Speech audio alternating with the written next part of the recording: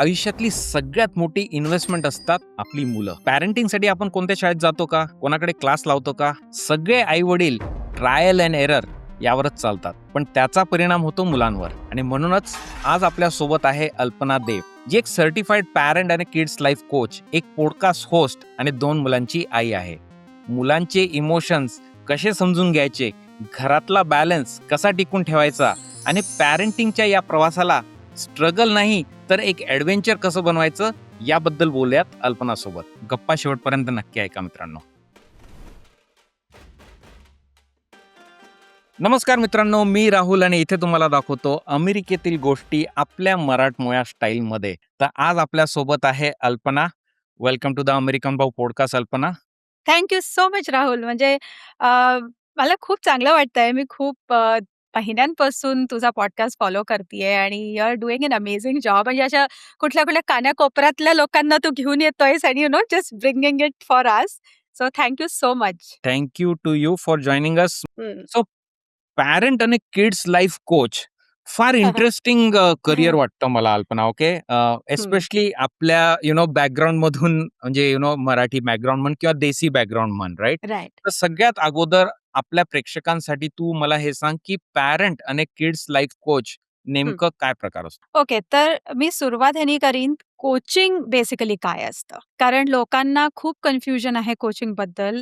लोकांना असं वाटतं काउन्सिलिंग अशी खूप मोठी फील्ड आहे आणि कोचिंग म्हटलं की लोकं काउन्सिलिंग म्हणतात. म्हणजे माझ्याजवळ सुद्धा जी लोकं येतात ते म्हणतात, "ओ हां, तू हिची काउन्सिलिंग करशील का?" तर मला त्यांना सांगावं लागतं, काउन्सिलिंग नाही, कोचिंग.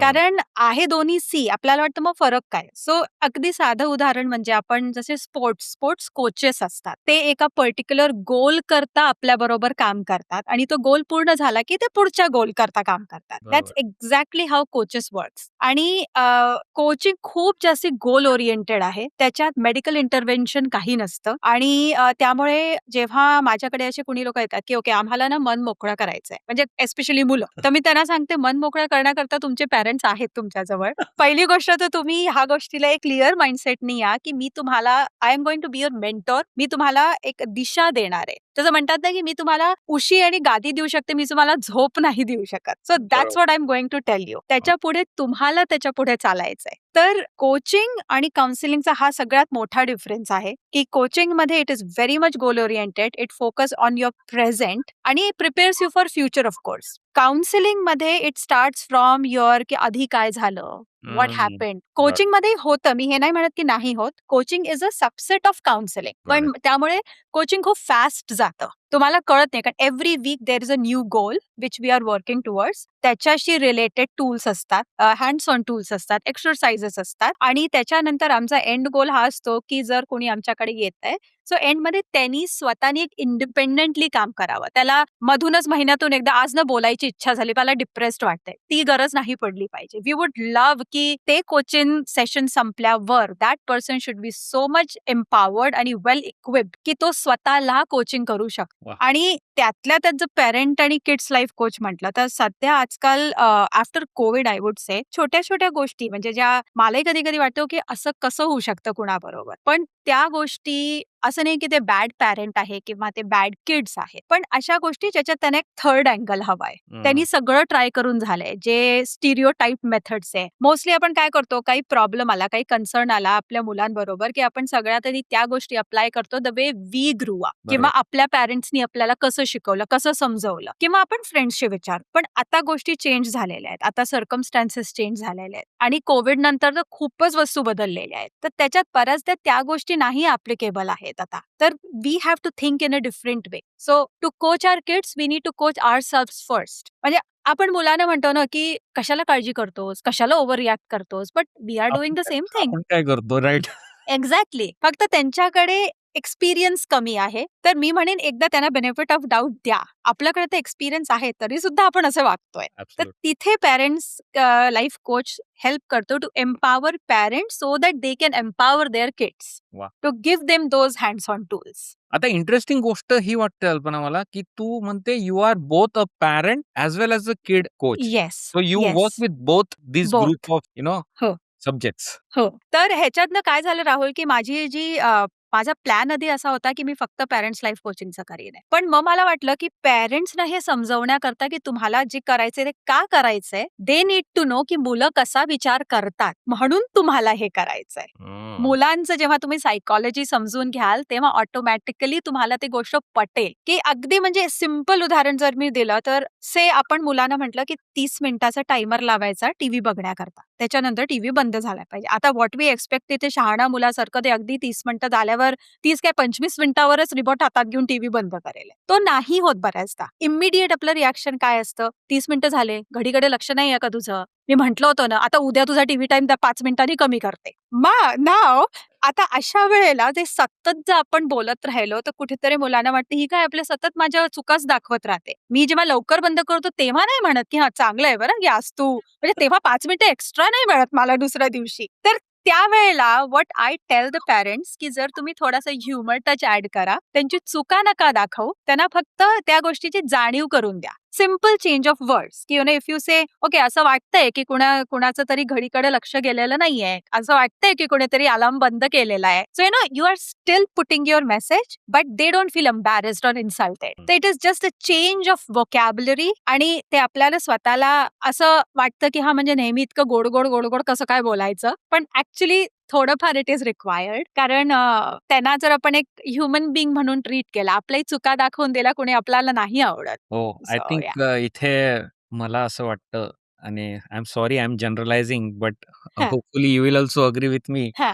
आपलं देसी अपब्रिंगिंग, कल्चरल बॅगेज जे आहे, येस, आपण येस. शिस्तीत वाढलेलो आहेत आणि आपल्याला बरोबर. कुठेतरी म्हणजे ते शिस्त आणि डिसिप्लिन ते असं वाटतं की अरे म्हणजे ते लेसन्स आपल्याला आपल्याला ऑब्व्हियसली त्याचा फायदा झाला आपल्या आयुष्यात हो, आणि वी हो, वॉन्ट टू हो. Impart those same things to our हो, किड्स, हो, राइट?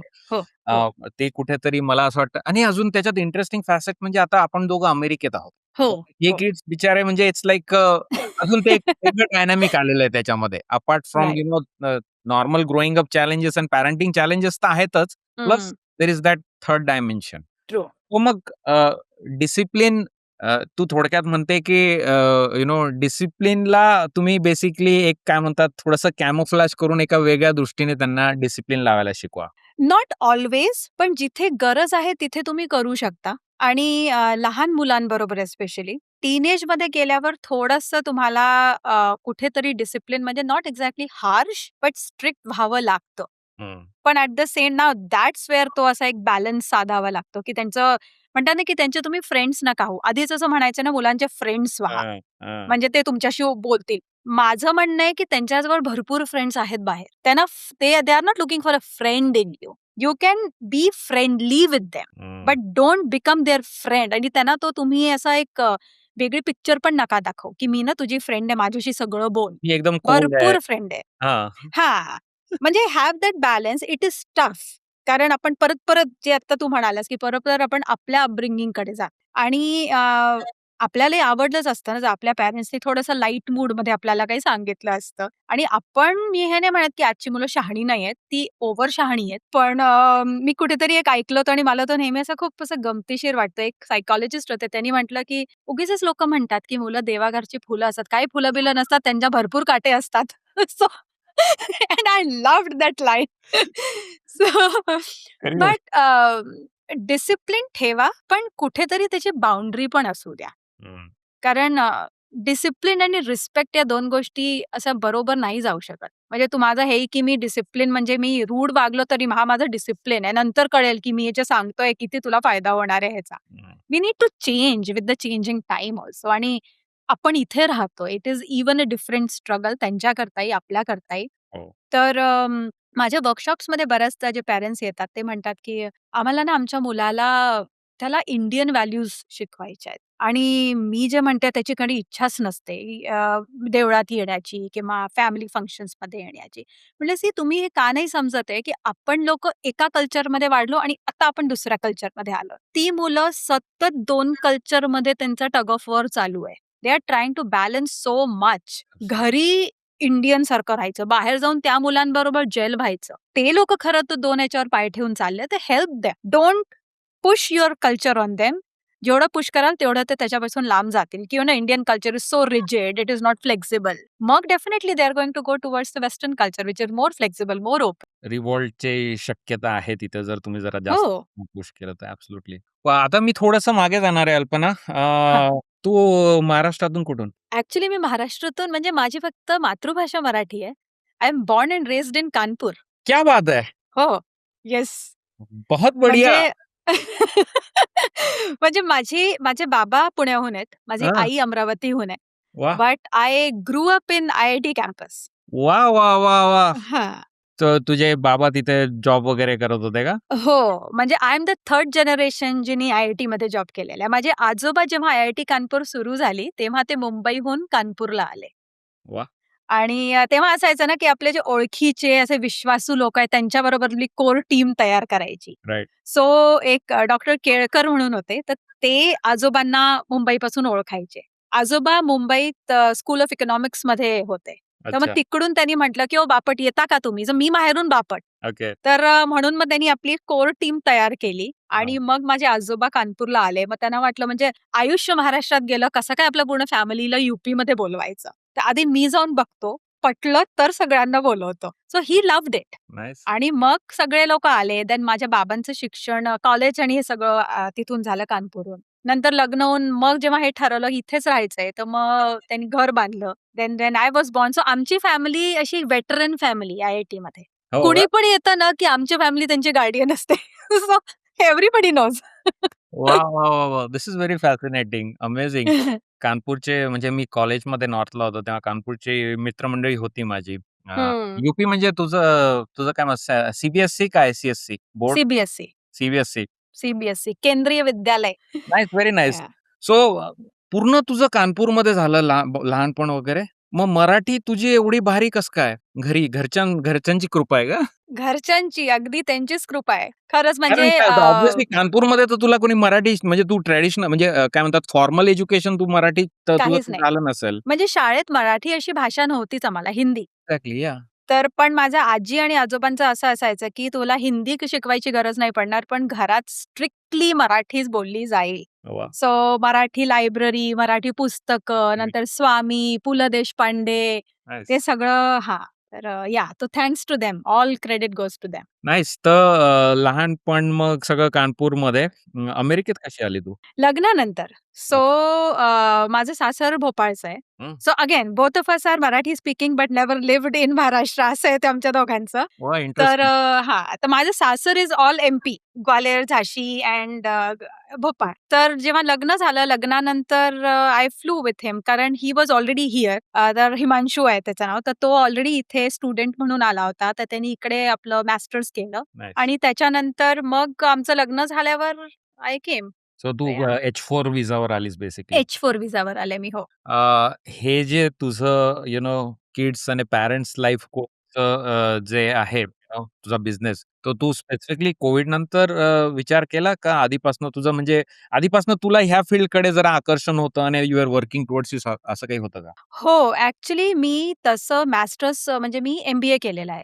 हो. तिकडे काम करून मग इकडे लग्नानंतर ऑब्व्हियसली H4 वर आले तर जॉबचं काही नव्हतं. But I always wanted to get into writing. म्हणजे मला in general writing is just like extra limb to me I would say. म्हणजे I express better in writing. तर मग मी ऑस्टिनमध्येच ॲक्चुअली आम्ही लोकं होतो. मी 6 वर्ष ऑस्टिनमध्ये राहिले आणि तिकडे मी साउथ एशियन न्यूजलेटर करता पॅरेंटिंग कॉलम सुरुवात केलं लिहायला. यायला. आणि मग ह्युस्टन हे आल्यावर आय स्टार्टेड. इंग्लिशमध्ये होतं राइट? इंग्लिशमध्ये होतं. हो. आणि मग त्याच्यानंतर आणि माझं पहिलं जे मी आर्टिकल लिहिलं, mother tongue blessing for Indian kids. कारण जेव्हा माझी मुलगी झाली, तिला मी जेव्हा मराठी शिकवायला सुरुवात केली, then I was like okay this is something which I experience first hand, की तिला किती फायदा होतो मराठी येण्याचा. I want to write something on this. तर मी लिहिलं. They liked it. त्यांच्याकडे असा कोणताही कॉलम तो पण पॅरेंटिंग करता नव्हता. So they said okay why don't you author this column. म्हटलं चालेल. म्हणजे आय वॉज लाइक की वॉव! म्हणजे कुठेतरी it was like first time. आणि मग मी साईबाबा मंदिरमध्ये जेव्हा जायचं तेव्हा लोकं ओह सो यू रोट इट. म्हणजे असं छान वाटायचं की आपल्याला लोकं ओळखतायत आता. बट देन सायकॉलॉजीमध्ये माझा नेहमी इंटरेस्ट होता. Even when I was studying that time also. तर मी सायकॉलॉजी, काउन्सिलिंग, नंतर NLP which is neuro linguistic programming, emotional intelligence या गोष्टींचे मी सर्टिफिकेशन्स केले बिकॉज आय न्यू की कुठेतरी जेव्हाही कधी माझ्याजवळ वर्क परमिट येईल, I want to do something related to this. तेव्हा मला हे माहित नव्हतं की फाईल going to life coaching or what, but something related to this field that I was very clear about. तुझं तर तुझं ते फॉर्मल केलं. एज्युकेशन कुठल्या फील्डमध्ये झालं माझं MBA मार्केटिंग आणि फायनान्समध्ये आहे. आणि bachelor bachelor is commerce. Commerce. Okay, ya. Interesting, nice. हां. तर त्यामुळे I was always inclined towards the soft skills for sure. IT कधी जायचं नव्हतं. फायनान्स त्याहून जायचं नव्हतं. बट मी म्हटलं okay this field is something nice आणि मला मुलांबरोबर काम करायला खूप आवडतं. तर मग मी इकडे ह्युस्टनमध्ये आल्यावर I got more deeper in to all this. कारण हे सगळे एरियाज वर सो फॅसिनेटिंग आणि मग जेव्हा स्वतःची मुलं झाली देवर लाईक माय गिनी पिग्स. तर की हां, आज हे करून बघते, आज हे छान वाटतंय, ओके असं केल्याने असं होतंय. And then when you see that तुमचे फ्रेंड्स येऊन तुम्हाला विचारतात दॅट ओके ह्याचं कसं करू? So unintentionally, unknowingly I was giving them all the salah and coaching and everything. आणि it was working out for them. But then again visa नव्हता त्यामुळे मला असं फॉर्मली त्याला लॉन्च करता येत नव्हतं. So I was helping them but I wasn't charging for my services. तर मग जेव्हा वेबसाईट चालू केली त्याच्या थ्रू सुद्धा मी रायटिंगमध्ये मोस्टली ह्याच्याच बाबतीत लिहिलं. पॅरेंटिंग वॉज ऑलवेज माय निश. तर मदर्स गुरुकुलच्या नावाने मी आपली वेबसाईट सुरू केली. तर ती वेबसाईटला होऊन ऑलमोस्ट आता 14 वर्ष झाली. So I would say I have been in this field for 14 years, just that formally I launched it after covid. बरोबर, कारण त्याच्यानंतर माझ्याकडे EAD आला, ते सगळं झालं. सो आय वॉज लिगली बरोबर. Allowed to do that. या हा तर या. म्हणजे हा मोठा चॅलेंज असतो हो, आणि हो. स्पेशली जे स्पाउसेस येतात H4 वर जे हो. spouses येतात त्यांना तो it's a big systemic challenge येते. पण नाईस, म्हणजे मग कोविड नंतर तू प्रेटी मच तुझा तो बिझनेस वगैरे तू लॉन्च केला. Very nice, very. आता I am going to talk a bit about COVID आणि हं, त्याच्यानंतरचा इम्पॅक्ट. या. आणि हे स्पेशली आय थिंक आपले जे इथले पॅरेंट्स आहेत त्यांनाही may be, I think not not just अमेरिकेतले, जगभरातल्या पॅरेंट्सला जाणवलं असेल की कोविडच्या दरम्यान भरपूर मुलं इलेक्ट्रॉनिक डिव्हाइसेसला एक्सपोज झाली. Not only first time, sometimes they were already expose, पण तिथे हं. जास्त वेळ ते घालवायला लागले कोविडच्या दरम्यान विथ हं, इलेक्ट्रॉनिक डिव्हाइसेस. हं, हं. आणि मला वाटतं की त्या 2-3 वर्षानंतर किंवा जेवढी त्या काळात जी मुलांना ते एक्सपोजर मिळालं इलेक्ट्रॉनिक मीडियामुळे, त्याच्यानंतर त्यांचा ते काय म्हणतो आपण ते फोकस करण्याची क्षमता म्हण आणि ऑल हं, तो बऱ्यापैकी त्याच्यामुळे इम्पॅक्ट आलाय, ॲडव्हर्स इम्पॅक्ट हं, आलाय. हं. आणि तिथे कुठेतरी मग ऑब्व्हियसली एज्युकेशन म्हण आणि तुमचे लर्निंग स्किल्स म्हण, डेव्हलपमेंट स्किल्स, ह्या सगळ्या गोष्टींवर हळू-हळू इम्पॅक्ट होत गेलाय. तर तुला तसं जाणवलं का? हो, हो. नक्कीच. कारण म्हणजे कुठेतरी मी म्हणेन तेव्हा मुलांची पण तशी चूक नव्हती. कारण त्यांना काहीच एक्सपोजर नव्हतं. इथे तरी आपल्याला बाहेर तरी निघता येत होतं. भारतात तर काय म्हणजे तुम्ही आपल्या पॅटिओमध्ये पण येऊन उभे नाही राहू शकत. So it was way too restricted. तर त्यावेळेला आणि असे एक दुसऱ्याचे चेहरे किती वेळ कुणी बघणार? त्यालाही बोर वाटत असेल, की काय म्हणजे तेच सकाळी उठलं सगळं ऑनलाईन होतंय. शाळा ऑनलाईन होतायत, अभ्यास सगळाच ऑनलाईन होतोय. म्हणजे कुणाशी बोलायचं, भेटायचं म्हणजे तेही ऑनलाईन आणि नंतर बाहेर जाता येत नाहीये. तर काय करायचं? आणि त्यातल्या त्यात जर दोघंही पॅरेंट्स वर्किंग आहेत, तर त्यांचं काम सुद्धा घरून. तर एंड आणि जर सिबलिंग जरी असले तरी ते आपसात पण किती खेळतील. सो जर घरी कोणी तिसरी व्यक्ती नाहीये, जर जॉइंट फॅमिली आहे, आजी-आजोबा असतात. That is a really big plus joint family असण्याचं. पण जर तसं नाहीये, जर न्यूक्लिअर फॅमिली आहे, तर मुलं ऑटोमॅटिकली एक्सपोज होतात. जसे माझे सासू-सासरे इकडे आले होते. कोविडच्या जस्ट आधी आले होते ते. ते आले आणि दुसऱ्या दिवशीपासून सगळ्या फ्लाइट्स बंद झाल्या. हो. पण त्यावेळेला जो मला फरक जाणवला, की ते घरी होते आणि माझी मुलं पण घरीच होती. म्हणजे असं वाटायचं, की ते दोघं त्यांच्या रूममध्येच आहेत 24 तास. हं. सो दे वर हॅव्हिंग अ ब्लास्ट, की आजी-आजू इकडे आहेत. पण दॅट वॉजंट द केस माझ्या सगळ्या फ्रेंड्स बरोबर. बरोबर. जे म्हणजे त्यांचं असं वाटायचं आम्ही काय कसं प्लॅन आउट करू? कारण लोकं लाँग अवर्स काम करायला लागले होते. कारण काय करायचं? कामच करून घेऊ. कारण तेव्हा सो स्ट्रेस भरपूर होता आणि लोकांना ना way of coping was just work. Exactly, की विचार नको करायला. विचार नको करायला. स्ट्रेसमध्ये होते लोकं. या तर मुलांवर डेफिनेटली ह्याचा झालाय परिणाम. मुलं मी हे पण ऐकलं, मुलं क्राउडेड प्लेसेसमध्ये जायला घाबरायला लागले होते. हो. कारण दे वर नॉट यूज्ड टू एकदम इतक्या लोकांना बघणं. की माझीच एक मैत्रीण ती म्हणाली, "मी आपल्या मुलीला मूव्ही बघायला घेऊन गेले जेव्हा कोविड सगळे जे रिस्ट्रिक्शन्स होते संपले." तिला थोड्या वेळातच तिथे की लेट्स गो होम, की मला इथे कसं तरी पॅनिक होतंय. झालं. It's too right. Many people. Yeah. आणि आपल्याला म्हणजे आम्हाला इतकं छान वाटायचं कारण ट्रेलवर संध्याकाळी एक तो असा आउटलेट असायचा, चला पूर्ण दिवसभरानंतर ट्रेलवर फिरायला जातोय. कुठून-कुठून कोपऱ्या-कोपऱ्यातून लोकं निघायची वाटच अच्छा हे सगळे इथेच राहतात. पण सगळ्यांकडे तोच एक आउटलेट होता. बट येस, कोविडनी स्क्रीन टाईम खूप जास्ती प्रमाणात वाढवलं त्याचा जो आहे. But at the same time family bonding पण वाढली. या. So it has both plus minus. या. आणि ह्याच थ्रेडवर मी थोडंसं अजून तुला म्हणजे आपण थोडंसं अजून गप्पा मारूयात.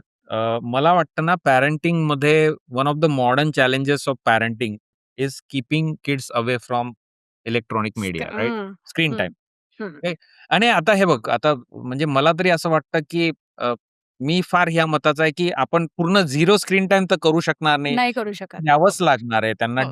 मीडिया डिव्हाइसेस त्यांचे फोन म्हण किंवा iPads म्हण व्हॉटएव्हर इट इस, हं. राइट? दॅट इज मस्ट कारण जग सगळं तसं चाललंय. पण हे कुठेतरी काहीतरी बॅलन्स हवा. हे ॲज अ पॅरंट मला वाटतं. आणि आय थिंक ते बॅलन्स साध्य करणं फार अवघड होत चाललंय. हं. कारण आपण पण तेवढा वेळ असतो त्या स्क्रीनवर आणि मग बरोबर, त्यांच्याकडनं ती अपेक्षा करणं चुकीचं आहे. तर आता बरोबर. हा हा म्हणजे माझ्यासाठी हा मोठा चॅलेंज आहे आणि आय एम शुअर आपल्या ऑडियन्समध्ये भरपूर पॅरेंट्सच्या मनात हा प्रश्न असेल. हे असे चॅलेंजेसला कसं आम्ही फिगर आउट करायला पाहिजे हा प्रॉब्लेम? हं. ॲक्चुअली हा सेम माझ्याकडे एक होती क्लायंट तर तिचा मिडल स्कूलमध्ये मुलगा आहे आणि तिला असं वाटलं, की सडनली त्याच्या बिहेवियरमध्ये चेंज झालेला आहे हं. आणि तो जास्ती रूमच्या बाहेर येत नाही आणि तो त्याला मान्य नव्हता करत. काही दिवसांनी त्याला तो मान्य करायला लागला आणि तो म्हणाला, की "मला माहिती आहे, की मी जास्ती वेळ राहतोय फोनवर, पण मला नाही स्वतःला कंट्रोल करता येत आहे." हं. तर म्हटलं at least acceptance it's a realization it's a big thing. So first तर स्टेप. ती मला एक्झॅक्टली ती म्हणाली, की "तू ह्याची हेल्प करू शकतेस का? How to take away that phone." म्हटलं सी टेक अवे तर तू विसरून जा. ते रिअलिस्टिकली पॉसिबल नाहीये ते आणि ते करूही नकोस. पण येस, म्हणजे तू काही वेगळ्या गोष्टी छोट्या-छोट्या करू शकते. म्हणजे जे आम्ही लोकं स्वतःही करतो. म्हणजे आम्ही असं हेही ट्राय केलं मध्ये वीकेंडवर फ्रायडे 9 वाजल्यापासून सकाळपर्यंत फोन काउंटरवर राहील, सगळ्यांचा फोन. कारण तुम्ही आम्ही असं. बेसिकली म्हणजे आम्ही कुणीच ॲक्चुअली आपल्या फोनला घेऊन बरोबर नाही झोपत. हं. Our phone is charging in the other room. मी फक्त एक फोन का जवळ ठेवते कारण अगेन पेरेंट्स भारतात आहेत. सो यू नेव्हर नो एक फोन जवळ असला पाहिजे. बट आम्ही लोकं 9च्या नंतर generally we don't access phone.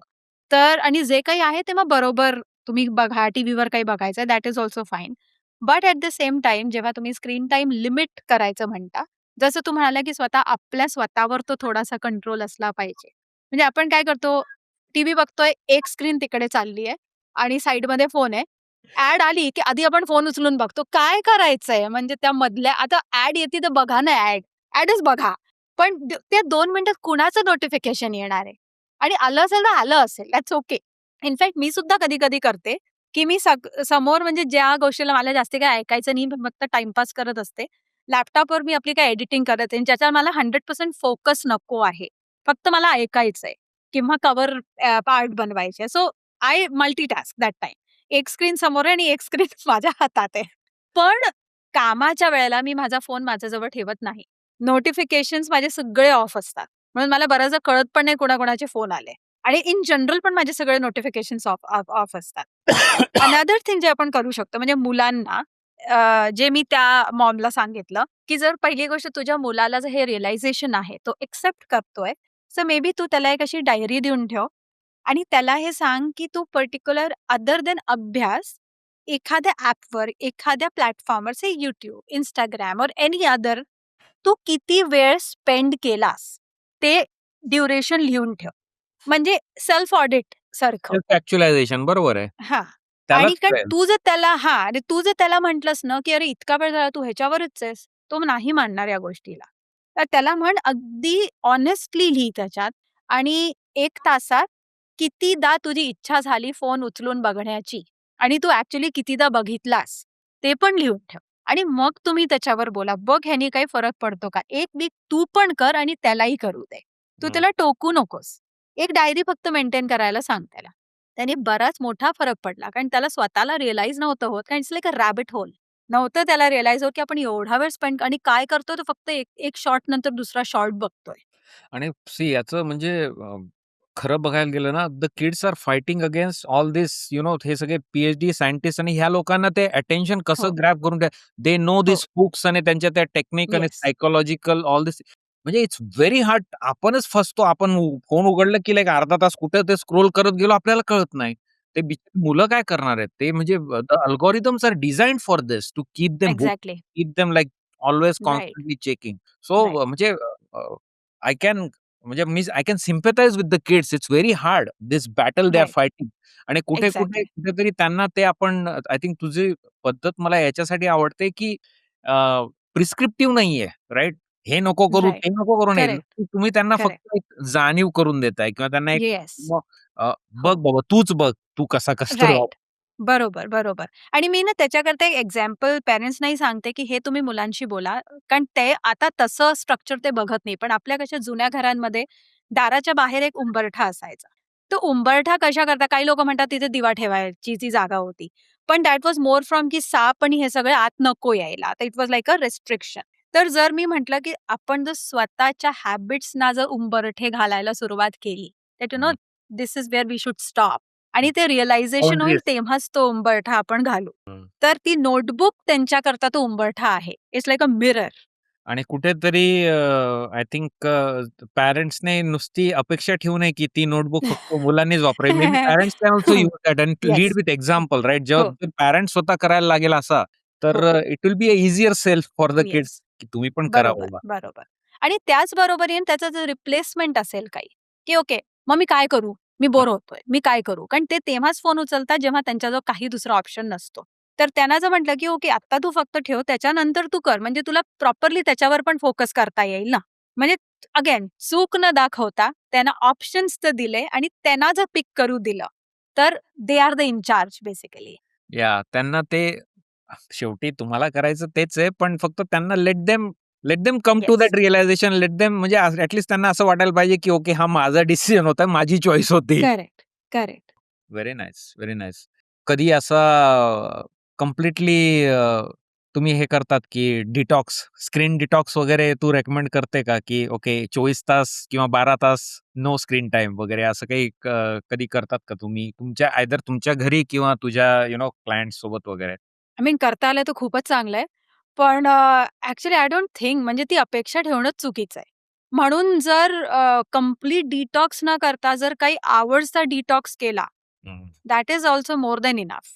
की अगदी झोपण्यापर्यंत असं काय चाललंय म्हणजे माझ्या कितीतरी मैत्रिणी आहेत त्या म्हणतात 10 न आम्ही ना 10 वाजता झोपायला जातो. पण आम्ही झोपतो 11 वाजता.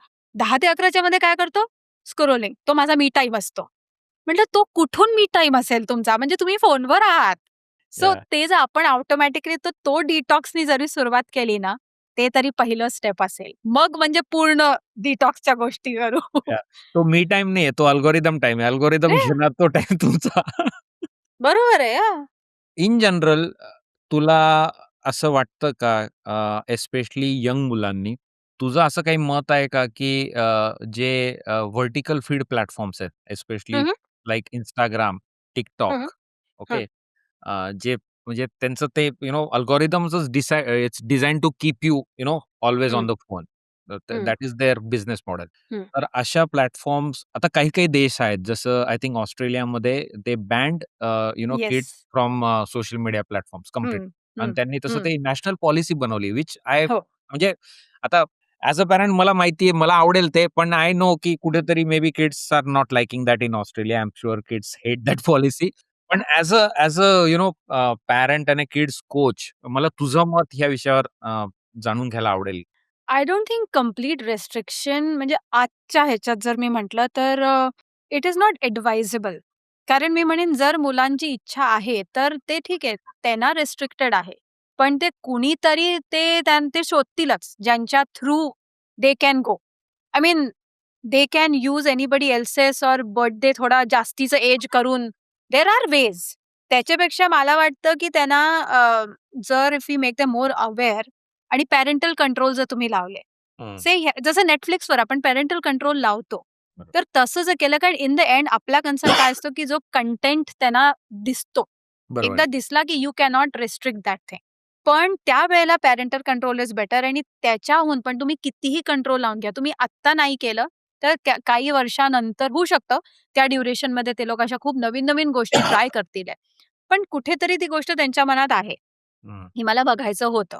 But at the same time जर तुम्ही ती एक ओपन कम्युनिकेशन ठेवलं पॅरेंट्सच्यामध्ये, की ठीक आहे तू राहा, काही हरकत नाहीये. सगळ्यांची म्हणजे एक फॅसिनेशन असतं. आम्हालाही होतं काही नवीन गोष्टींचं. पण तुम्हाला माहिती असलं पाहिजे, की तुम्ही कुठे थांबायचंय. Don't get influenced. त्याच्या लाइक व्हिडिओ गेम्स आहेत किंवा जसं ChatGPT आज आहे. ChatGPT मुलांना असं वाटतं, की ChatGPT म्हणजे काय? ChatGPTला मी जे विचारेन किती छान व्यवस्थित उत्तरं देतो. म्हणजे प्रत्येक गोष्टीची सुरुवात wow that's a brilliant idea करून ती सुरुवात होते. Right. म्हणजे डोपामाइन तर असं शूट होतं, की किती म्हणजे माझे आई-वडील मला समजतच नाही आणि ChatGPT म्हणजे बघ. So they started to treat ChatGPT और एआय ॲज देअर फ्रेंड. तर ते नसलं पाहिजे. फर्स्ट पॉइंट ऑफ कॉन्टॅक्ट नेहमी पॅरेंट्सच असले पाहिजे, काही आणि कितीही झालं. कारण सगळ्यांचा आपला कन्सर्न इन्फ्लुअन्सच आहे, की बी it Instagram, B it TikTok और एनी अदर प्लॅटफॉर्म जे सोशल प्लॅटफॉर्म्स आहेत. ते पूर्ण बॅन करून आय डोंट नो, की आता पुढे जाऊन कळेल, की काय त्याचे आपल्याला एनालिटिक्स मिळतायत, की कुठे ते जातंय. चायना आपण जर म्हटलं, तर आय डोंट थिंक चायनामध्ये बँड आहे. पण किती ते जास्ती पुढे गेलेले आहेत. प्रत्येक फील्डमध्ये ते लोकं विचार करतायत. कारण ते आपल्या एनर्जीज दुसरीकडे पण तर लावतायत. चांगल्या ह्याच्याकरता वापरा तुम्ही. कारण त्याच्या थ्रू त्यांना खूप नवीन-नवीन गोष्टी कळतात पण. म्हणजे आज इतकं इन्स्टंट झालंय. ते काय म्हणतो ना आपण म्हणजे टूलचा वापर म्हणजे इट कॅन हो. कसा वापरताय हे तुमच्यावर आहे at the end of the exactly. Day, right? तुम्ही राइट. हो. You can use it for म्हणजे anything. Now it's up to you. बरोबर. पण मला म्हणजे इट्स लाइक काय म्हणतात मला कधी-कधी मी विचार करतो तर हे फार अवघड प्रश्न आहेत असं मला हो, वाटतं. हो, हो. हो. लाइक म्हणजे हो, नाही असं सरळ एक्झॅक्टली. उत्तरं मिळणं अवघड आहे या प्रश्नांची हं. आणि हो. म्हणजे असं नाही ना, की ही सगळी all this like social media platform this is like a 10 year old thing आता जे आलंय. We right. Don't even have any frame of reference, की बाबा ओके 100 करेक्ट. वर्षापूर्वी आई-वडील काय करायचे बरं सोशल हो, मीडियासाठी? तर हो, नव्हतं तेव्हा काही. सो हो. इट्स लाइक इव्हन म्हणजे आपलं पॅरेंटिंग जनरेशन पण फर्स्ट टाईम हे चॅलेंज हेड ऑन घेतलं. करेक्ट. हो. So it's going to be interesting. माहीत नाही. माझी एक ना मी जेव्हा जॉब करायचो ना, तेव्हा एक मॅनेजर होती मधली. तेव्हा असंच तिच्यासोबत ह्याच विषयावर बोलणं चालू होतं आणि मी तिला सांगितलं होतं, की मला म्हणजे आवडेल जर अमेरिकेमध्ये अशी पॉलिसी आली, की मुलांना सोशल मीडियामधनं पूर्ण रेस्ट्रिक्ट करा वगैरे. ती म्हटली, "राहुल" फार छान म्हटली होती ती, की "राहुल नाही ते तसं व्हायला पण नको. कारण तुम्ही एक तर म्हणजे त्यांना तुम्ही टेक्नॉलॉजीपासून त्यांना तुम्ही लांब ठेवताय. जी टेक्नॉलॉजी आवश्यक बनत चालली आहे दिवसेंदिवस. आणि दुसरी गोष्ट ती एवढी छान म्हटली, की आपण ना मुलांना फार असं म्हणजे लहान आहेत, मूर्ख आहेत किंवा असं समजतो. पण they are very smart actually आणि they can figure it out. बाकी म्हणजे they will know. Eventually it's going to work out fine for them. कारण त्यांना पण त्यांचं त्यांचं असतं आणि they know what is right, what is wrong आणि दे कॅन ठीक आहे थोडंसं मे बी कुठेतरी भटकतील ते त्या प्रवासात, but they will figure it out. हो, हो, हो, हो, हो. नाही ते ते आणि आजची ना मुलं खरंच खूप स्मार्ट आहेत आणि बऱ्याच गोष्टी आपल्याला त्यांच्याकडून शिकायला मिळतात. तर त्याच वेळेला जर आपण त्यांच्या if we are on the same page ना, की ओके आज ना मी ही रील बघितली. तो जो कन्व्हर्सेशन व्हायला लागला, तर त्यांना ती भीती नाही वाटणार. की अच्छा आज तू ही हां, मी पण बघितली. म्हणजे थोडंसं आपण पण जरा त्यांच्या जर कलानी घेतलं, की ओके काय म्हणजे उगीचच्या फालतूच्या रील्स असतात. तर हे न म्हणून जर थोडी क्युरिओसिटी दाखवली, तर आय एम शुअर म्हणजे सोशल मीडिया वाईट नाहीये, अजिबात वाईट नाहीये. पण जर त्याला प्रॉपर वेमध्ये वापरलं तर.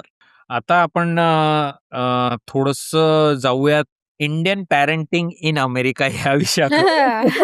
थोडा स्पायसी हं. विषय असणार आहे. हं. ॲज यू नो तू आता भरपूर जवळून काम करतेस पॅरेंट्सच्या आणि किड्सच्या आणि तुला मे बी थोडंफार ते जाणवलं असेल. हं. आपलं पॅरेंटिंग स्टाईल ऑब्व्हियसली थोडंसं वेगळं आहे. इन जनरल तुला असं वाटतं का, की देसी पॅरेंट्सचे एक्स्पेक्टेशन मुलांकडनं फारच अव्वाच्या सव्वा असतात? खूप, खूप असतात. म्हणजे माहीत नाही का असतात एवढे, पण असतात. आत्ताच मी माझ्या मुलाच्या अवॉर्ड सेरेमनीहून आले. तो 4थीत आहे आणि काही-काही मुलांच्या ओ मान काही मुलांच्या नावाच्या मागे जितकी ती बोलत होती असं वाटत होतं शाळेत जितके क्लब्स असतील सगळ्यांमध्ये एकही क्लब सोडलेला नाहीये. म्हटलं अरे हा मुलगा घरी केव्हा जातो आणि घरी काय करतो? आय डोंट नो का आहे पण आहे. आणि प्रॉब्लेम इज जितके एक्स्पेक्टेशन वाढतायत मुलांचे सुद्धा स्वतःकडून तेवढेच एक्स्पेक्टेशन्स आहेत. मुलं कन्फ्युज्ड आहेत. म्हणजे मला असं वाटतं नुसतं इंडियनच नाही पण इन जनरल एशियन. एशियन बरोबर. कारण मी एका थर्ड ग्रेडरला रिसेंटली मागच्या 6 महिन्यापासून मी त्याच्याबरोबर काम करत होते. तर त्याला मी एकदा सहज विचारलं, असं रिफ्लेक्टिव्ह क्वेशन्स असतात, जस्ट सेशन रॅपअपमध्ये आणि मी त्याला विचारलं, की "ओके, तुला असं काय वाटतं म्हणजे केव्हा तू खूप खुश असतोस?" तर म्हणाला, "व्हेन आय स्कोर वेल." तर म्हटलं, "ओके." मग आम्ही अशी स्टोरी बिल्डअप करत होतो त्याच्यावर. म्हटलं, "ओके, तर जेव्हा तू स्कोर चांगला करतो तेव्हा काय होतं?" "माय मॉम लव्हज मी मोर."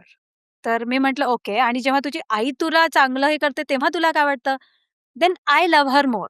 तर मी म्हटलं, "ओके, सो हे सगळं तिकडून येतंय म्हणजे everything is boiling down two marks." की मी म्हणजे पण मार्क्स आणि आणि मी त्याला सतत हे सांगते, की मार्क्स आर नॉट एव्हरीथिंग. मी हे नाही म्हणत आहे, की मार्क्स आर नथिंग. पण त्याच्या बियॉन्ड पण काहीतरी आहे. बरोबर आहे. तर तो इतका जास्ती सेल्फ क्रिटिकल होत होता, की कोणत्या सब्जेक्टमध्ये 80 आले, I am bad, I am bad. म्हटलं, "का तू म्हणतोयस की I am bad?" "Because I scored 80." म्हटलं, "how much should you score?" "100 of course." तर म्हटलं, "why?" "My mom will be happy." तर म्हणजे मॉम विल बी हॅपी म्हणून ह्यानी 100 स्कोर करायचे. सो ते तशी ना मेंटॅलिटी होत चालली आहे. मुलं स्वतःला जी-टी स्टुडंट्स, हाय अचीव्हर स्टुडंट्स म्हणजे केवढ्या त्या कॅटेगरीज झालेल्या आहेत. एका एलिमेंटरी स्कूलमध्ये. इट्स हार्ड आणि इतकी अपेक्षा नाही ठेवली पाहिजे खरं तर. म्हणजे त्यांना काय हवंय ते पण तर विचारा थोडंसं. मुलं फक्त पळतायत इकडून-तिकडे. फक्त पळतायत. अगदी की बरोबर. का करतोय? माझी आईची इच्छा आहे. का करतोय? कारण माझ्या बाबांची इच्छा आहे. त्याच्यापेक्षा मला असं वाटतं काही क्रिएटिव्ह गोष्टींमध्ये त्यांना टाका, जिथे दे कॅन जस्ट रिलॅक्स. जिथे कुठेही स्टेम नसेल, कुठेही मॅथेनेशियम नसेल, की आय लेव्हल नसेल, की कुमॉन नसेल. सो कारण मी आर्ट क्लासेस घरी घेते आणि ऑलमोस्ट माझ्याकडे 20 मुलं येतात. स्टार्टिंग फ्रॉम 5 वर्षापासून 9 वर्षापर्यंत. मी कधी-कधी त्यांना फक्त म्हणते, की "ओके, आज ना तुम्ही जे शांत बसा, काही करू नका. शेवटचे 10 मिनिटं." दे लव्ह इट. म्हणजे ते असे डोळे बंद करून बसलेले असतात. मी 1-2दा त्यांचे फोटो घेऊन त्यांच्या आयांना पाठवले. त्या आया म्हणतात, "हा झोपतोय का? हा क्लासमध्येही झोपतोय?" तर मी म्हटलं, "नाही, हा झोपत नाहीये. तो रिलॅक्स करतोय." बट आहे म्हणजे तेच सॅड आणि ते इंडियन, एशियन पॅरेंट्समध्ये जास्ती आहे कुठेतरी. हो. या म्हणजे competition was necessary for us while इंडियामध्ये त्या गर्दीतून पुढे यायला competition was the only way out for us. तुझ्यासाठी, माझ्यासाठी. अभ्यास करा, चांगले मार्क्स मिळवा, चांगल्या कॉलेजला जा आणि काहीतरी होईल.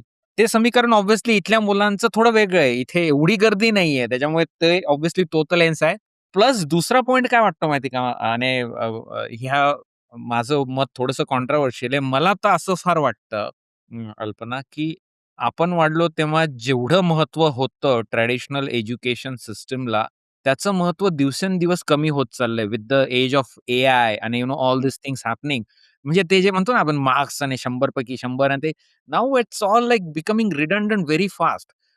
आणि ते अजून आय थिंक पॅरेंट्सला ते ते अजून they are not readjusting to that reality. हो, हो, हो. नाही आहे कारण मागच्या महिन्यात एका आईशी माझं बोलणं झालं होतं. एक maybe I am not sure की तिकडे आहे, पण I think national elementary honour roll society किंवा ऑनर रोल सोसायटी आहे, राइट? तर आमचं डिस्कशन चाललं होतं की तुमच्या जर मुलाला त्याचं इन्व्हिटेशन आलेलं आहे, सो टेक इट सिरियसली कारण your child has earned that place in their.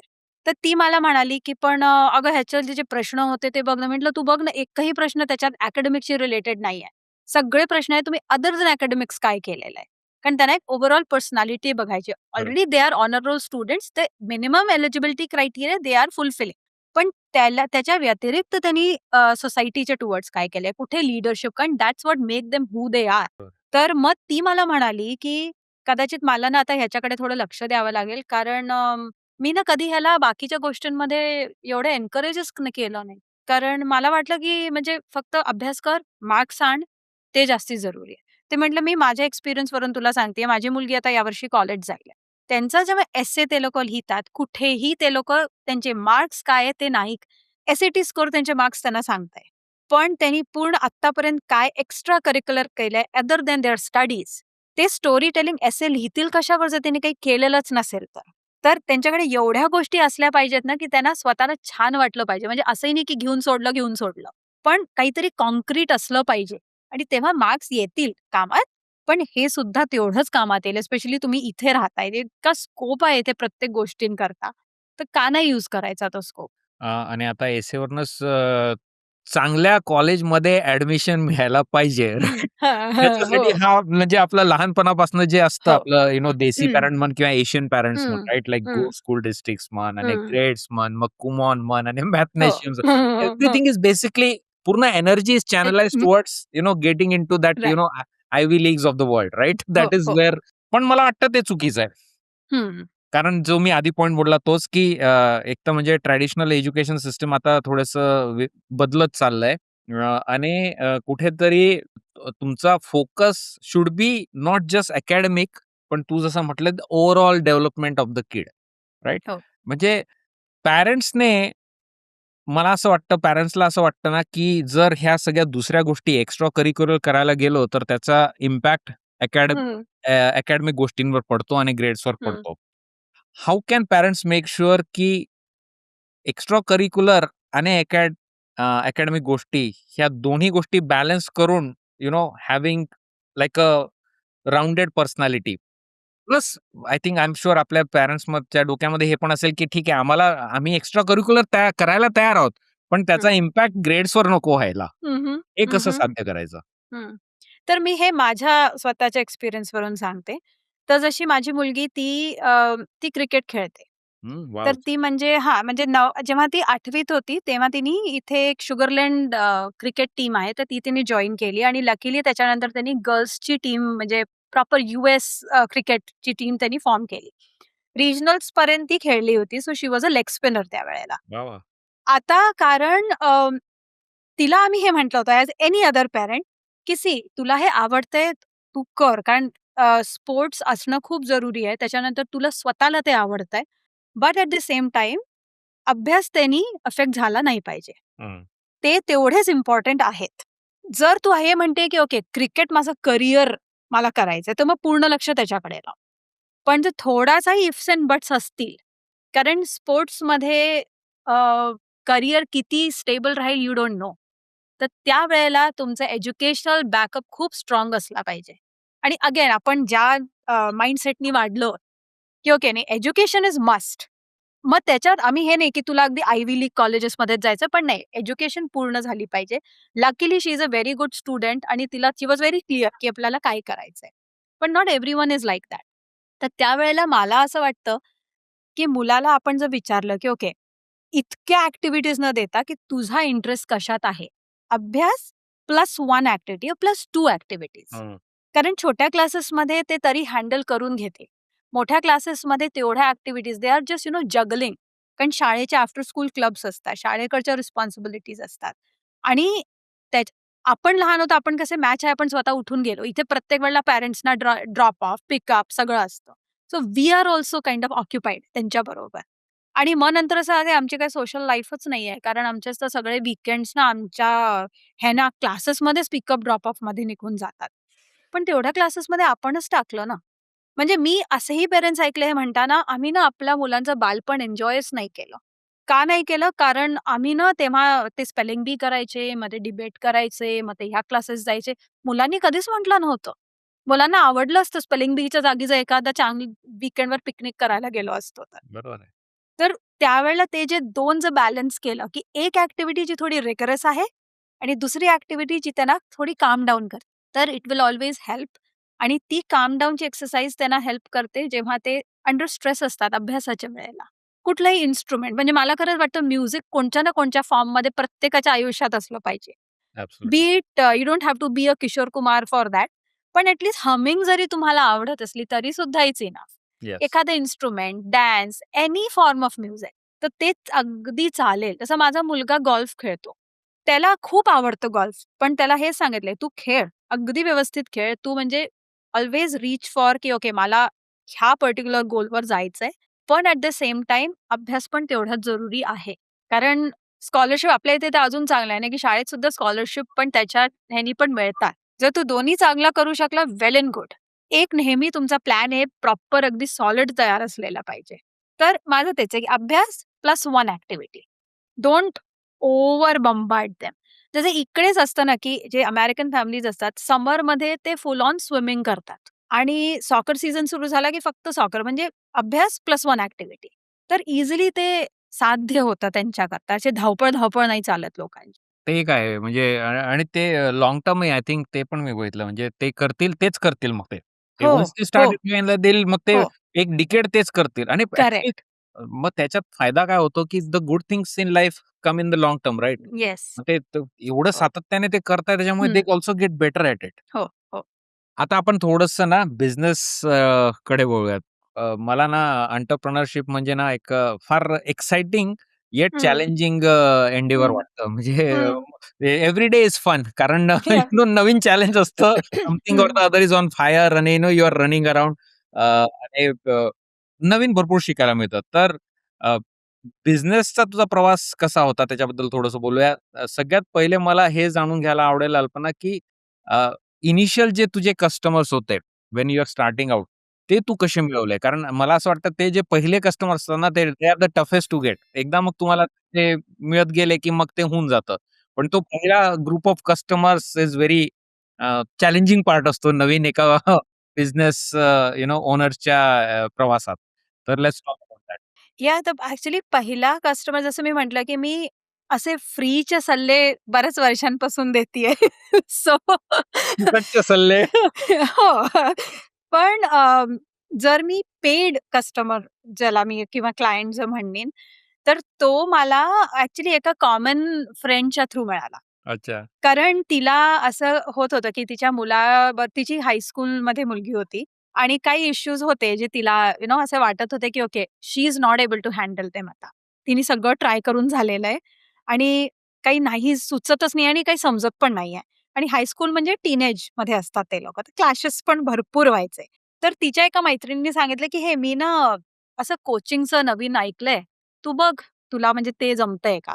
कारण काउन्सिलिंग शी वॉज शुअर की काउन्सिलिंग मला नाही करायची. कारण थोडंसं हेजिटेशन असतं. हं, हं. म्हणजे काउन्सिलिंगकडे कसं घेऊन जाऊ काउन्सिलरकडे या, या. एकदम. सो आणि ती मैत्रीण मला ओळखत होती. So we had this common धागा. तर ही घरी आली. युजुअली कोचिंगचा जो प्रोसेस असतो तो आधी आम्ही डिस्कव्हरी कॉल करतो, which is like an introductory call. It's like 15 to 30 minutes to get to know the person आणि त्यांचा काय पर्पज आहे. कशामुळे ते माझ्याकडे येतायत. डिपेंडिंग ऑन दॅट मग मी सेशन फ्लो तयार करते, की ओके हेच तुझं म्हणणं आहे का? असं तर नाही की तुला काही अजून म्हणायचंय, मी काही अजून समजलंय. So are we on the same page basically. तर तो main purpose of that discovery call is this. तर ते झाल्यावर मग ती म्हणाली, की "okay, I think this is what I am looking for." तर मग मी म्हटलं, की "यू आर लुकिंग फॉर, पण मला तुझ्या मुलीची कोचिंग करायची आहे. मला ती तिच्याशी पण बोलणं गरजेचं आहे. जर तिची इच्छाच नसली येण्याची तर मी काय करीन आहे?" राइट. तर ते मी म्हटलं, "ओके, मी बोलते तिच्याशी, but just don't tell her, की म्हणजे यू नीड हेल्प. हेल्प हा शब्दच वापरू नकोस." म्हटलं, "लेट मी हँडल इट." तर आणि ती मराठीच होती जिच्याशी माझं होतं. तर ते तू ना एका कोचकडे जातेस. कोचपेक्षा तू ना या मावशीशी भेटणार आहे. ते हं. असं झालं. नाईस. सो मी तिच्याशी Zoom कॉल केला आणि देन शी फेल्ट गुड. तर इन फॅक्ट सरप्रायझिंगली ती वाटच बघत होती, की कोण माझी कोचिंग करतंय. म्हणजे तिला खरंच तो डिफरन्स माहित होता कोचिंग आणि काउन्सिलिंगमध्ये. तर तिला असं वाटलं म्हणजे असं खूप भारी आहे काहीतरी मी सेशन्सला जाणार आहे आणि लाइक दॅट. तर मग मी तिला सांगितलं, की "बघ सगळ्यात आधी तुझ्याबरोबर काही प्रॉब्लेम नाहीये. तू अगदी व्यवस्थित आहेस. फक्त तुला एक डायरेक्शन हवी आहे. That's it. आणि आपण दोघं बरोबर ह्याच्यावर काम करणार आहे." तर एकदा ते झालं ना, त्याच्यानंतर जसं तू म्हणालीस every client is a new new case study. या. जे तुम्ही ॲक्चुअली शिकता थिअरीमध्ये, ते सगळं तुम्ही अप्लाय नाही करत. कितीतरी गोष्टी तुम्हाला आपल्या ऑन द स्पॉट विचार कराव्या लागतात, हो. Depending on the persons personality. तर जसं मला असं वाटलं, की ओके या मुलीचा अटेन्शन स्पॅन थोडा मला कमी वाटतोय. तर मग मी तिला म्हटलं, की "आपण Zoom सेशन्स नाही करणार, तू इन पर्सन ये." कारण ती अशी बसून अशी फिरतीये. म्हणजे मला तिला सांगावं लागायचं, की "तू ना नेक्स्ट टाईम प्लीज या रिव्हॉल्विंग चेअरवर नको बसूस. हं. तू मला डिस्ट्रॅक्ट करतीयेस किंवा तू घरी ये." तर पहिला क्लायंट जो होता that was I won't call it was very hard माझ्याकरता, कारण it came from a common source. मग त्याच्यानंतर it is more like okay जेव्हा तुम्ही चार्ज करताय, त्याच्यानंतर जेव्हा कुणी तुम्हाला एक चांगलं टेस्टिमोनियल देतंय, मग तिची आई मला परत म्हणाली, "ओके, हे आपला गोल झालाय. Can you help her with something else now?" तर म्हटलं, "येस." कारण तो एक एक बॉन्ड तिकडे तयार होतो. म्हणजे ती म्हणाली तिची जेव्हा ही मुलगी घरी जाऊन सांगायची, की "मला नाही तिच्याशी बोलून छान वाटतं." मी म्हटलं, "पण तिला हे सांग, छान वाटतं इट्स नॉट काउन्सिलिंग, की तू येतीये, आपलं मन मोकळं करतीये, असं काही नाहीये. She need to do the homework जे मी तिला देतीये. अदरवाईज हे चालूच राहणार आहे आणि तुझ्या आईला फक्त पैसे भरावे लागत राहणार आहे. मला काय, मला घेत राहते, मला काही मावशीसोबत हरकत गप्पा मारण्यासाठी. नाही. मावशीसोबत गप्पा मारण्यासाठी." पण मी जेव्हा लास्ट कॉल आई-बाबां दोघांबरोबर केला, की मी आता तुमच्या मुलीबरोबर ऑलमोस्ट 8 की 10 सेशन्स केले. नाईस. दिस इज व्हॉट मला वाटलं. दीज आर द थिंग्स जे तुम्हाला तिच्यात काही बदल हवेत, तर हे बदल थोडेसे तुम्ही स्वतःमध्ये आणा. आणि हे असं होतं का? So they were like, "yeah, I mean, you know, you got it. Exactly आमच्याकडे हीच सिच्युएशन असते." ते म्हटलं, "see, it is not like a hard and fast, like a foolproof thing. It's like you have to keep a co-creative or co-collaborative effort. It's a team effort. Team effort. बरोबर. सगळं तिच्याकडून expect नका करू. आणि तसंच कधी-कधी तुमचा आवाज चढेल, कधी-कधी तिचा आवाज चढेल. But you have to come together and एका मध्यावर तुम्हाला यावं लागेल." मग नंतर वर्कशॉप्सच्या थ्रू मला क्लायंट्स मिळाले. जसं मी आमच्या इथे एक शारदंबा टेम्पल आहे. तर तिकडे मी एक वर्कशॉप केली होती पॅरेंट्सची. तर काही पॅरेंट्सनी साइन अप केलं, पण ते आले नव्हते तेव्हा. But they got to hear words from the parents ज्यांनी अटेंड केलं होतं, की that workshop was very good. So I am looking for something for my child also. नंतर शाळेत मी वर्कशॉप्स केले. तर शाळेत सुद्धा मग तेच झालं, की करिअर डेच्या वेळेला आय सेड, की okay, I want to come. मग मी गेले आणि मी इमोशनल व्होकॅब्युलरी बद्दल आय प्रेझेंटेड मुलांबरोबर. तर मग बाकीच्या टीचर्सनी बाकीच्या उरलेल्या ग्रेड लेव्हल्सना सांगितलं, की okay, she came and it was something really good जे मुलांनी शिकलं पाहिजे. Then they called me again, की okay, can you repeat this session for rest of the grades. ज्याने मग आमचा पूर्ण लेव्हल तो एक कव्हर राहील ह्यानी. So it is more like word of mouth so फार. आणि मला असं वाटतं वर्ड ऑफ माउथनी होत आहे, so it is even better, कारण लोकांना चांगलं वाटतंय म्हणून it is not like hit and try. बरोबर. कारण कोचिंग थोडीशी नवीन फील्ड आहे. हो. थोडेसे लोकं हेजिटंट असतात. काही लोकं मला हेही विचारतात दॅट मी जेव्हा तुझ्याशी ॲज अ फ्रेंड कुठल्या गोष्टीचा सल्ला मागते, तो सल्ला आणि जेव्हा तू मला कोचिंगमध्ये सल्ला देशील त्याच्यात काय अंतर असेल? व्हाय शुड आय कन्सिडर कोचिंग? ते म्हटलं, "बघ, तेव्हा आपण गप्पा मारतो. कोणत्या-कोणत्या वेगळ्या-वेगळ्या टॉपिक्सवर जातो. Coaching it will be completely catered to your needs." Exactly. आणि मी या फील्डमध्ये आलेच कारण मला तुला as a good parent, bad parent, good kid, bad kid म्हणून नाही कॅटेगराईज करायचंय. म्हणून मी या फील्डमध्ये आले. I mean, it is lot of emotional overload जो मला सुद्धा होतो after every client. I am sure. Yeah. पण even I have to detach myself immediately, की ओके, हे झालं, आता मला एका दुसऱ्या एज ग्रुप बरोबर काम करायचंय. So it is little bit challenging, but you need to be little open for that. Normally कुठल्या वयोगटातल्या मुलांसोबत तू काम करते अल्पना? जर मुलं असली तर आय प्रिफर, आता जसं मी म्हटलं ना, मी एका थर्ड ग्रेडर बरोबर आता काम केलं. तर 9 अँड अबव्ह इज मी जे टार्गेट करते. कारण तेव्हा मुलं इन्व्हॉल्व्ह होतात तुमच्याबरोबर. त्यांना कळतं ॲटलीस्ट आपण काय बोलतोय. कारण जेव्हा मी माझं असाइनमेंट्स आणि सगळे करत होते, त्यावेळेला मी प्रत्येक एज ग्रुप बरोबर, कारण मला आवर्स पूर्ण करायचे होते. तर प्रत्येक एज ग्रुप बरोबर मी जेव्हा काम केलं, तेव्हा मला वाटलं, की ओके, 9 आणि 10 वर्षाच्या खालच्या मुलांना बऱ्याचदा त्या गोष्टी कळत नाहीत. दुसरं, त्यांना सिरियसनेस नसते होमवर्क करण्याची. हं. They are not on the task. आणि there is not like two way communication नसतं त्यावेळेला. इट इज मोर लाइक की मी बोलतीये, ते ऐकतायत. बट पार्टिसिपेशन थोडं कमी असतं. सो टीनेजला सगळ्यात जास्ती खरं तर गरज आहे. छोटी मुलं जर असली तर मग मी त्यांना म्हणते, की पॅरेंट्स मग कोचिंग घ्या, मुलांना नका पाठवू. मी तुम्हाला सांगेन तुम्हाला आपल्या मुलांबरोबर कसं वागायचंय. हं. या. इंटरेस्टिंग. तर तेव्हा पॅरेंटिंग कोचिंग हां. इज व्हॉट यू प्रिफर जर हं. एकदम यंग किड्स असतील तर. बरोबर. हो. आत्ताच इनफॅक्ट एक आहे, जिला मग मी आता भारतातून परत आल्यावर तिचं मी सुरू करणार आहे. कारण ती म्हणाली, की तिला आपल्या मुलामध्ये काही अशा गोष्टी दिसतायत. एक पॅटर्न दिसतोय, जो तिला असं वाटतं, की शी नीड्स हेल्प इन पॅरेंटिंग. म्हणजे तिला हे कळतंय, की कुठेतरी मला स्वतःमध्ये बदल आणायची गरज आहे. तर कोणी तिला सजेस्ट केलं काउन्सिलरकडे जा. पण ती म्हणाली, "मला माहिती आहे, की काउन्सिलरकडे यायला जायची गरज नाहीये आणि मी काय म्हणून त्या मुलाला काउन्सिलरकडे घेऊन जाऊ, की तुझ्यात काही प्रॉब्लेम आहे." कारण प्रॉब्लेम नाहीये. कारण त्या गोष्टी, तो सेम पॅटर्न ती जेव्हा स्वतः लहान होती तिचा पण होता. हो. म्हणून she can see the same pattern. तिला ते तर ती म्हणाली, की हां, की त्या गोष्टी अजूनही आता अडल्टहुडमध्ये येऊन सुद्धा मी त्या गोष्टी रिपीट करते. माझी ही इच्छा नाहीये की ह्याच्याबरोबर ते रिपीट व्हावं. तर मी म्हटलं, "ओके, मग तुझी मी कोचिंग करते. तुला मी सांगते की तुला स्वतःत काय बदल करावे लागतील. हाऊ यू कॅन हेल्प हिम." पण म्हटलं, "मला त्याच्याशी बोलायचंय सगळ्यात आधी." म्हटलं, "अगेन त्याला सांगू नकोस." तर मग जेव्हा मी त्याच्याशी बोलले, तेव्हा त्याला मी विचारलं, "तुला माहितीये का मी का बोलतेय तुझ्याशी?" तर मग तो म्हणाला, "हां, कारण तू माझ्या आईची हेल्प करणार आहेस ना?" तर म्हटलं, "हो, मला असं वाटतं की तुझ्या आईला थोडीशी ती म्हणत होती की तुमच्या दोघांमध्ये थोडेसे आजकाल भांडणं जास्ती होतायत. तर शी वॉन्ट्स टू इम्प्रूव्ह. तर तू मला सांगशील का की काय प्रॉब्लेम आहे? म्हणजे काय इच्छा आहे तुझी की आईने काय बदल करावे आपल्यामध्ये?" लिस्ट त्यांनी मला लंबी दिली. "तिने असं केलं तर मला आवडेल, तिने असं केलं तर मला आवडेल." तर मग म्हणजे व्यवस्थित छान बोलला तो. म्हणजे 1-1 दीड तास आरामात तो बोलत होता. वाह! तर व्हेरी नाईस. थोडंसं टँजेन्शियल टॉपिक. हं. काउन्सिलिंग हा शब्द थोडा स्टिग्मॅटाइज वाटतो का आपल्या लोकांमध्ये? लगेच बिचकतात लोकं काउन्सिलिंग म्हटलं का? इव्हन कोचिंग पण असं थोडंसं दे जस्ट फील लाइक, "ओह! मला काय गरज आहे कोचिंग." म्हणजे इट्स लाइक थोडा असं हो. Pushback type almost right. Like आहे. तसं आहे ना? आहे. डेफिनेटली आहे. म्हणजे ग्रुप कोचिंग, ग्रुप वर्कशॉप्स करता दे आर टोटली ओपन. हां. वन ऑन वन करता नाही. नाही. पुशबॅक. आणि मुलांना पाठवतील. हां. पण जर माझं म्हणणं आहे, की "अरे मुलाला गरज नाहीये, गरज तुम्हाला आहे." हां. तर नाही. "हां, आम्ही बघू, हं. विचार करू." तर मग ते ना सगळे हिट एंड ट्राय सगळे होतील. आणि मग मी कधी-कधी इनडायरेक्टली तो मेसेज त्यांच्यापर्यंत पोहोचवते, की इतकी वाट नका बघू, जेव्हा गोष्टी हाताच्या बाहेर निघून गेलेल्या असतील. मग नका म्हणू, की "अरे, आमचं मुलं ऐकतच नाही." तुमच्याकडे आहे ऑप्शन. असं नाही, की तुम्ही माझ्याकडेच या. कुणाकडेही तुम्ही जा. तुम्हाला असं वाटत असलं, की मी तुम्हाला ओळखते म्हणून नको. मी पण ते प्रिफर नाही करणार, की जर मी तुम्हाला ऑलरेडी ओळखतीये तर. बट इफ यू फील, की मी तुमची थोडी सुद्धा हेल्प करू शकत असीन, I am here. Just don't wait too long. पण तेच ना, की तो एक जो नोशन आहे, सगळे ह्याच्यातून जातात. आम्ही हां. पण निघून जाऊ. तर ते तसं होतं. थोडं अवेअरनेसची हां. जास्ती गरज आहे. किंवा काय म्हणतात, आमचं झालंच ना व्यवस्थित यांचं हो, हो.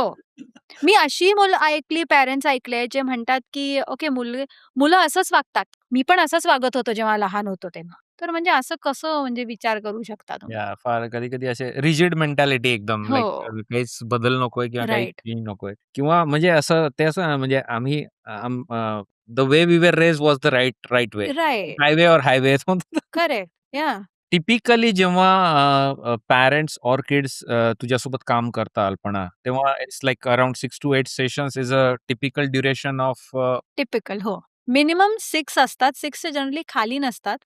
म्हणजे जर व्यवस्थित त्याला एक टार्गेट करायचं आहे, सॉल्व्ह करायचं आहे, बरोबर. तर ऑन एन एव्हरेज 6 टू 8 त्याच्यापेक्षा जास्ती आत्तापर्यंत तरी कधी लागले नाही कोणाला. पण जर असं मला वाटलं, मी त्यांना जनरली सांगते, की आपण असं करतोय, जर कोणत्याही पॉइंटवर तुम्हाला वाटलं, की तुम्हाला एक्सटेंड करायचे, तर तुम्ही मला सांगा. पण मी माझं काम 8 सेशन्समध्ये करीन आहे. कारण every week is a new goal आणि मी तोपर्यंत पुढच्यावर जात नाही, जोपर्यंत मला हे दिसत नाही, की ही गोष्ट पूर्ण केलेली आहे. तर मी मग रिफ्लेक्शन टाईम करताही 1 वीक ठेवते, स्पेशली मुलांबरोबर काम करताना, की हां, मी ना विसरले. क्लासला यायच्या म्हणजे सेशनला यायच्या आधी ते गाडीत बसून ते होमवर्क करत असतात आणि ते मला इमिडिएटली कळतं. म्हटलं, "हे आत्ता लिहिलेलं आहेस ना?" कारण म्हटलं, "ह्याच्यात मला दिसतंय, की तू थॉट प्रोसेस नाही दिसत आहे मला ह्याच्यात तुझा." तर मग मी त्यावेळेला सांगते, म्हटलं, सिरियसली घ्यायचंय तर घे. पुढचा आठवडा पूर्ण ब्रेक घ्यायचा आहे, तू घे. I am not going to charge for that. Totally okay. But I want you to be benefited with that. आणि टिपिकली एक सेशन तासभराचा वगैरे असतो. तासभर हो, 60 मिनिट्स. हां. मलाही म्हणजे असं वाटतं ना, की असं म्हणजे 1-2 सेशनमध्ये होण्यासारख्या गोष्टी नाहीयेत ह्या. नाही. इट टेक्स टाईम आणि हो. नुसतं तुझा टाईम तर आहेच, पण म्हणजे एफर्ट सगळ्या पार्टीजकडनं तो एफर्ट करेक्ट, पाहिजे. करेक्ट. हो. तुझ्याकडनं, किड्सकडनं आणि पॅरेंट्सकडनं पण. हो, हो, हो, हो. कधी-कधी ना ते मुलांबरोबर रॅपो बिल्ड करण्यामध्येच 1 ते 2 सेशन्स लागून जातात. बरोबर आहे. तर कारण कारण ते कसे काम करतात, त्यांना कुठलं राइट. इन्स्ट्रक्शन आवडतं. हो. All these things are important. Yeah. कारण डिस्कव्हरी कॉल तर छानच वाटतो सगळ्यांना. कारण मी सगळं त्यांचं ऐकून घेतीये. ते जे बोलतायत ते अगदी हो ला हो करतीये. जेव्हा ॲक्चुअल सुरू होतं, जेव्हा म्हणजे मला त्यांना सांगायचंय, की इथे इथे तू चुकतोयस आणि आता तुला काही एफर्ट्स करावे लागणार आहेत. ते तर इंटरेस्टिंग इथे डिस्कशन थोडंसं आहे. हां, ते होतं खरं. मग त्यांनी हां, हां, ठीक आहे. मी ना केलं नाही. माझी इच्छा नाही झाली. मी विसरलो. हेही होतं. तर म्हणून कधी-कधी we both have to be on the same page. तर त्याला थोडा वेळ लागतो कधी-कधी. आणि काही-काही मुलं थोडे असतात. म्हणजे जरा त्यांचा तो कळतं, त्यांचा तो ॲटिट्यूड काय आहे. तर म्हणून मग मी पॅरेंट्सलाही सांगते, की तुम्हालाही थोडंसं बोलावं लागेल त्यांच्याशी आणि they should be on board. म्हणून नका पाठवू, की तुमची इच्छा आहे ना, तर तुम्हीच या.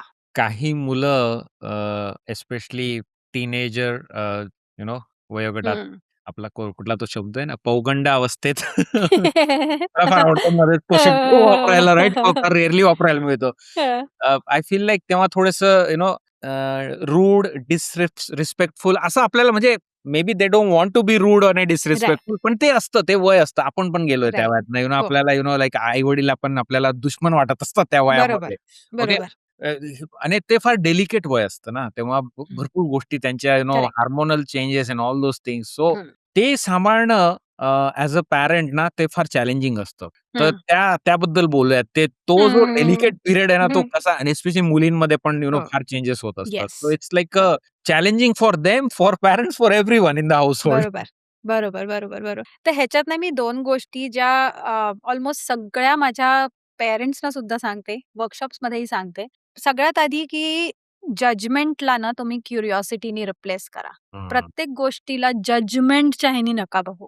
तिने असंच का म्हटलं? ती असंच का म्हणतीये? किंवा जे ते काही सांगायला येतायत, ऑब्व्हियसली बऱ्याचशा गोष्टी आपण त्यांच्याबरोबर कितीही म्हटलं ना, की we are on the same page, ते जितक्या पळतायत आजकाल आपण नाही त्यांच्याबरोबर धावू शकत. पहिली गोष्ट ही एक्स्पेक्टेशन सोडून द्या, की त्यांनी आम्हाला सगळं सांगितलंच पाहिजे किंवा "अरे, म्हणजे मी आई आहे तुझी, मी ह्याच्यातून गेलेले आहे, मला सांग. मैत्रिणींशी कशी बोलतेस? माझ्याशी पण बोल." ते नाही बोलणार. कारण त्यांना ते एक प्रेशर वाटायला लागतं. पण त्यावेळेला जर तुम्ही थोडंसं आपली क्युरिओसिटी दाखवली आणि इर्रिस्पेक्टिव्ह ऑफ एज ग्रुप, ते जेव्हा काही सांगायला येतात, आपलं त्यांच्या पहिल्या, दुसऱ्या किंवा तिसऱ्या वाक्यामध्ये आपलं जे रिएक्शन असतं, त्याच्यावरून ते ठरवतात, की ह्यांना पूर्ण गोष्ट सांगायची आहे की नाही सांगायची आहे, की तिथेच दी एंड करून द्यायचा आहे. आणि मग ते काय म्हणतात, "you don't care, you won't understand, जाऊ दे मी नाही सांगत." You are like this so only. You are like this only.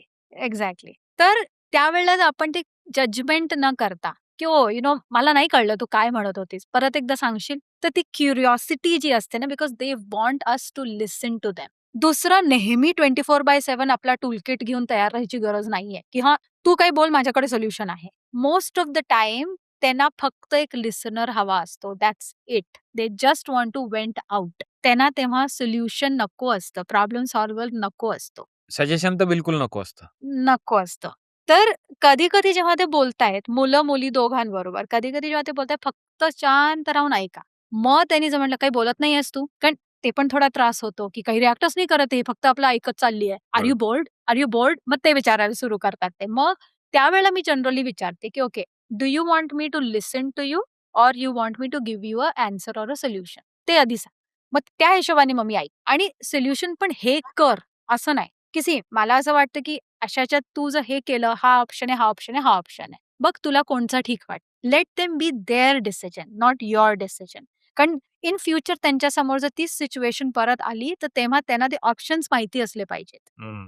हे की अरे, आईला फोन केला, की "अरे, असं झालंय, मी काय करू?" आणि दुसरं म्हणजे एक एब्रिव्हिएशन आहे एम-जी-आय आणि एल-जी-आय. एम-जी-आय म्हणजे मोस्ट जेनरस इंटरप्रिटेशन. एल-जी-आय म्हणजे लीस्ट जेनरस इंटरप्रिटेशन. पूर्ण दिवसभरात जेव्हाही आपल्याला असं वाटलं, की माझा टीनेजर असं का वागतोय? म्हणजे हे चुकीचंच का वागतात? का ते इतकं रूडली? का इतकं ब्लंटली? आम्ही नाही कधी असं वागत होतो. का ती लाईन क्रॉस करतायत? तर त्यांचं ते बिहेवियर आणि ते असे हे 2 वेगळ्या गोष्टी आहेत. ते जे त्यांचं बिहेवियर आहे ते कोणत्या वेगळ्या गोष्टी काहीतरी देअर इज अ स्टिम्युलस जो आपल्याला नाही दिसत. बरोबर. तर if they are behaving rudely that means they are not rude. They are not a rude person by nature. There must have something must have happened right. ज्या बरोबर. कारणामुळे ते होतंय. तर त्यावेळेला एम-जी-आय म्हणजे दिवसभरात जर तुम्ही हे बघितलं आपला जो चष्मा बदलला, की what is that most generous interpretation of this behaviour or this person. तर ऑटोमॅटिकली आपलं त्यांच्याकडे बघण्याचा दृष्टिकोन बदलतो. कारण से फॉर एक्झाम्पल काल रात्री जर माझ्या मुलीशी एखादा वाद झाला. आता जर मी हे म्हटलं ही अशीच आहे. आता ही सकाळी उठून येईल, ही अशीच बोलणार आहे. पण ती आली, ती अगदी चिल येते कारण त्यांच्याकरता तो एपिसोड झालेला असतो. पण आपण अजूनही त्याला धरून बसलेलो आहे. काल रात्रीचं त्यांचं वागणं जे त्यांनी उलट उत्तर दिलं होतं. पण जर मी त्यावेळेला बघितलं मोस्ट जेनरस इंटरप्रिटेशन काय आहे त्या मोमेंटमध्ये, की वाद आमच्या दोघींमध्ये झाला, डिसएग्रीमेंट झाले, आर्ग्युमेंट झालं. पण मग ती कशी आरामात येते as if everything is fine now. मी हे हिच्याकडून नाही शिकू शकत का? तर तसंच आपण बघितलं आणि that is not just with kids, with anybody. Yeah. म्हणजे ती व्यक्ती तशीच आहे असं नाहीये. So if we go by MGI आणि LGI बऱ्याचशा गोष्टी ठीक होतात.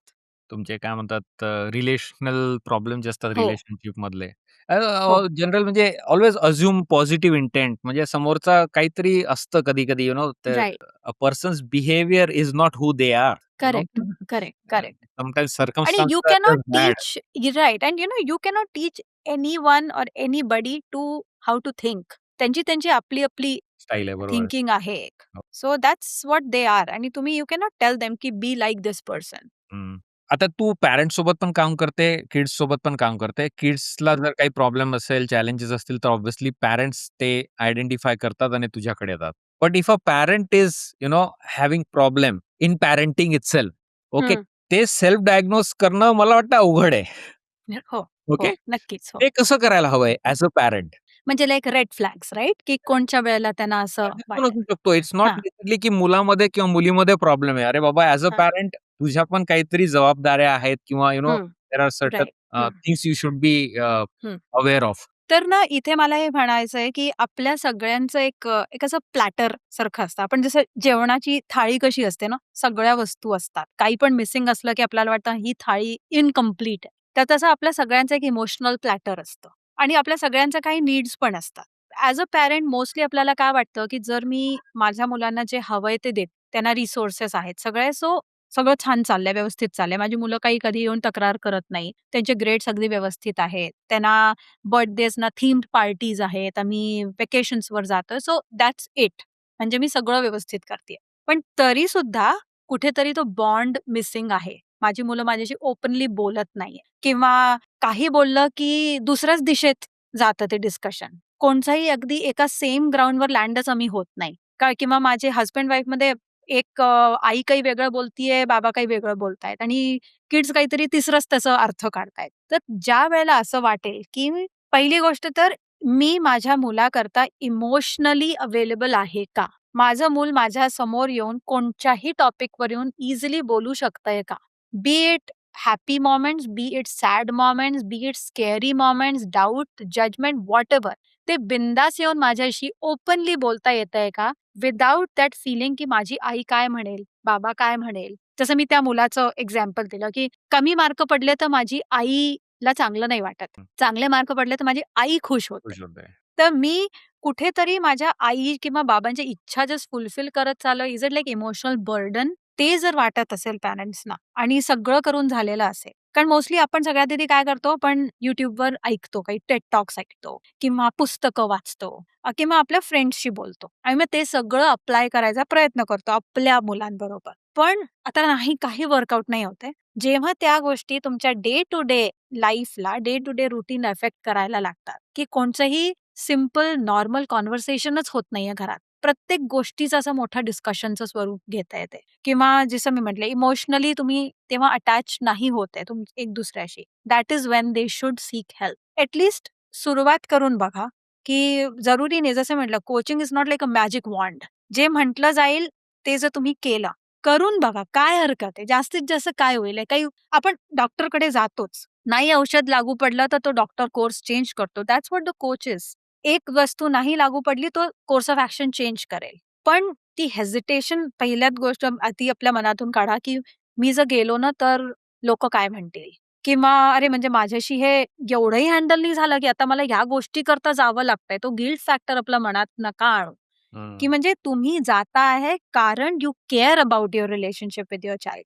तर बरोबर. तो केअर फॅक्टर कधी विसरू नका. ऑल्वेज फॉरगिव्ह युअरसेल्फ की इट्स ओके. मी पण in the end I am a human being. चुका माझ्याशी पण होतायत. मी पण शिकतीये. माझ्या जसं मूल मोठं होतंय तसं मी पण शिकतीये. आणि फर्स्ट टाईम पॅरेंट्सना तर खूप प्रेशर असतं. सेकंड टाईम पॅरेंट्स थोडे चिल झालेले असतात. पण राइट म्हणजे इट्स लाइक कारण okay I have been through this situation आणि जर मी हेल्प करता गेले एका कोचकडे किंवा any kind of such professional help, तर I am going to become a better parent. मी एक डिग्री खाली नाही येणार आहे किंवा आणि जर तुमचे फ्रेंड्स बोलतायत बोलू द्या. That's okay.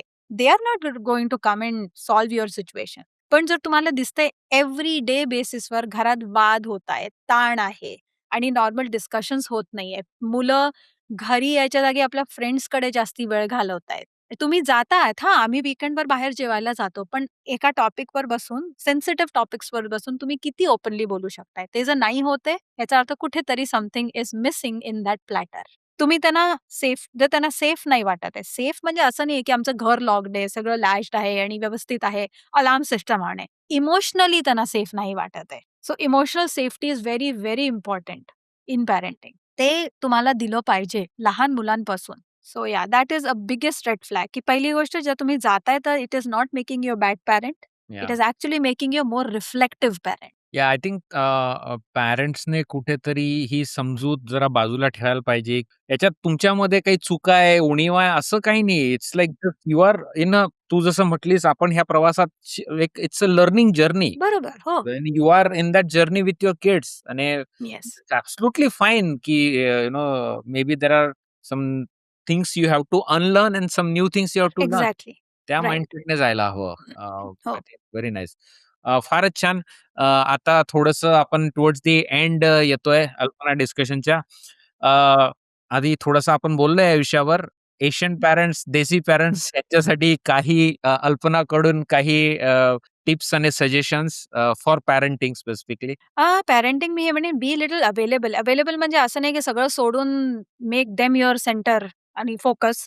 कारण एका दिवशी असं होणार आहे की त्यांचं सगळं झालेलं असेल आणि तुमच्याजवळ काही नसेल करायला. कारण आत्तापर्यंत तुम्ही सगळं त्यांना आपलं फोकस दिलेला आहे. तर स्वतःचं सुद्धा एक लाईफ तयार करा. तुम्हाला जे आवडते ते करा. कारण त्यांनी तुम्ही आपल्या मुलांकडे दुर्लक्ष करत नाहीये. You are still available. Actually you are setting a wonderful example in front of them. की की कसं सगळं आपण एकत्र घेऊन चालू शकतो. रिस्पॉन्सिबिलिटी काय असते.